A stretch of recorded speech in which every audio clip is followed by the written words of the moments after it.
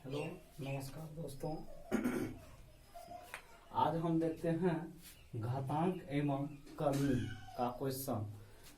देखते हैं कि क्योंकि रेलवे में एक दो क्वेश्चन ये देखने को मिल जाता है, तो देखते हैं थोड़ा इस घातांक और कर्मी का जो क्या क्या नियम है। और अभी चैनल को सब्सक्राइबर मत कीजिएगा।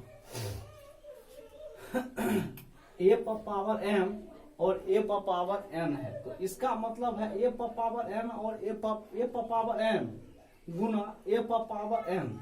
तो अगर बेस समान रहे, जैसे देख लीजिए 2 पर पावर यानी 4, और गुना दे दे कि 2 पर पावर 3, तो क्या होगा? अगर ये दोनों बेस समान रहे तो पावर आपस में जुट जाता है। तो कैसे होगा? तो 2 पर पावर 4 प्लस 3 यानी हो जाएगा 2 पर पावर 7। इसका आंसर हो गया। आंसर इसका यानी 2 पर पावर 7 आंसर हो गया। बस चलिए इसका स्क्रीनशॉट ले लीजिए, फिर दूसरा क्वेश्चन देखते हैं।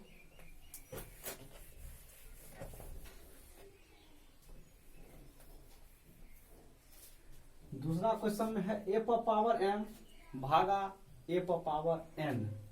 तो इसका मतलब है अगर दोनों बेस आपस में समान तो पावर घट जाएगा। पावर क्या होगा? तो घट जाएगा। जैसे कैसे? जैसे 8 पर पावर दे दे, मान के चलिए 6 डिवाइडेड 8 पर पावर दे दे 2।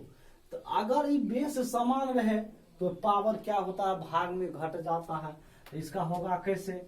8 पर पावर 6 माइनस 2 तो बराबर 8 पर पावर 6 में से 2 गया 4, यानी 8 पर पावर 4 होगा। इसका कैसे होगा आंसर? तो ये पर पावर m माइनस n होगा इसका आंसर। बस हो गया 2 नंबर का क्वेश्चन।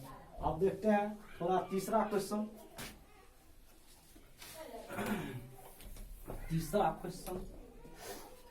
ए पर पावर m अब पावर n यानी पावर पर पावर रहे तो आपस में वह क्या है? पावर में पावर गुना हो जाता है।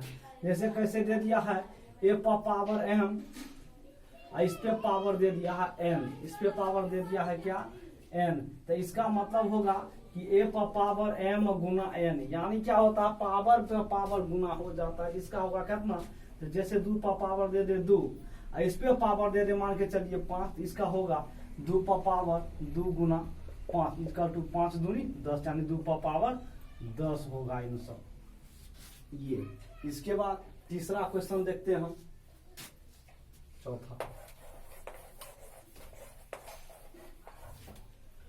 चौथा question A B power N, यानी ये अब बीच में कुछ नहीं है तो क्या है? गुना है। ए बी पर पावर एन यानी ए गुना बी, इस पे पावर है एन। इसका मतलब है कि इस पे भी पावर है और इस पर भी, यानी क्या? दोनों पर पावर है। क्या? दोनों पर पावर, यानी ए पर पावर भी एन है और बी पर पावर भी एन है। तो इसमें इसका मतलब होगा कि जैसे कह देगा कि 4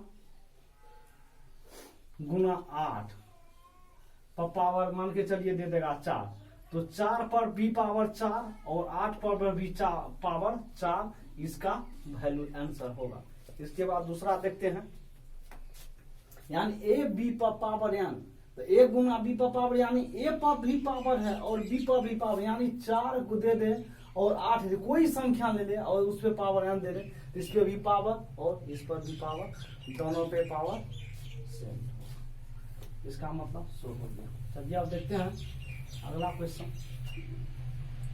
कहता है ए बटे बी पर पावर एन, ए बटे बी पर पावर एन। इसका मतलब है कि जैसे 8 पर पावर 7, इस पे पावर मान के चलिए कुछ वो दे दे 3 दे दे। इसका मतलब होता है कि इस पे भी पावर है और इस पर भी पावर, यानी दोनों पर पावर है। तो दोनों पर पावर है, इसका मतलब क्या होगा? यानी 8 पर पावर भी 3 और 7 पर पावर भी 3, तो 8 का क्यूब कितना होता है? 512। इसके बाद 7 का क्यूब कितना होता है? 7 यानी 343 इसका आंसर होगा। यानी इसका एक पर पावर भी, यानी 8 पर पावर 7 पावर 3, इसका वैल्यू यानी इस पर भी पावर और इस पर भी पावर, इसका आंसर यानी 512/343 आंसर। इसके बाद चौथा पांचवा क्वेश्चन देखते हैं। पांचवा क्वेश्चन में है कि ए पावर एन और नीचा में भी ए पावर एन दे दिया, यानी दे दे कि 4 पावर मान के चलिए 5 दे दे और 4 पावर मान के चलिए 2 दे दे, तो इसका वैल्यू कितना होगा? तो इसका वैल्यू कितना होगा अगर यह नहीं 4 पावर यहाँ पर दे दे भी 5, यहाँ पर दे दे कि 7, तो जब ये पावर सेम रहे तब क्या होगा? ये आपस में घट जाएगा। तो घट जाएगा कैसे होगा? तो n माइनस एन होगा, n माइनस एन, तो दोनों आपस में पावर घट जाएगा। तो घट जाएगा, यहाँ भी 4 दे देते हैं, तो घट जाएगा, तो दोनों पे पावर घट जाएगा। इसका वैल्यू कितना होगा? 0। इसका वैल्यू कितना होगा? 0। n में से n गया तो 0 होगा। तो किसी भी संख्या पर अगर पावर 0 रहे तो उसका वैल्यू कितना होता है? 1 होता है आंसर। बस हो गया। इसके बाद दूसरा क्वेश्चन देखते हैं, लास्ट क्वेश्चन। उम्मीद है कि आप लोगों को सही में समझ आता होगा। अब ए पावर एन इसका मतलब है कि जितना रहे, यानी ये 7 पर पावर मान के चलिए कितना दे दे या कोई भी संख्या, इसका मतलब है 7 गुना 7 गुना 7, यह मेरा आंसर हो गया। बस इतना। तो हमने अभी 7 क्वेश्चन किया है और अगला वीडियो में हम डालेंगे। तब तक के लिए, और अगर वीडियो पसंद आए तो एक लाइक जरूर कीजिएगा।